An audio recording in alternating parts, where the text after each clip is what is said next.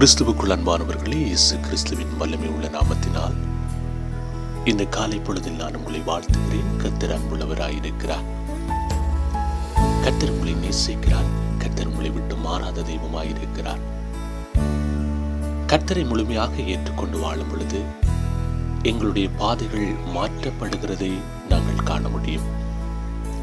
நாங்கள் தியானிக்க போகிற வார்த்தை செப்பனியா 3வது அதிகாரம் வசனம் 15.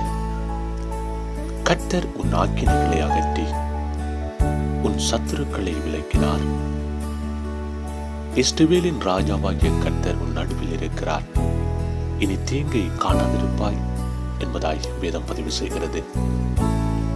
அன்பான தேவஜனமே, இந்த காலை பொழுதிலே வேதத்தில் உள்ள அதிசயமான வல்லமையான வார்த்தைகள் உங்களை தேடி வருகிறது.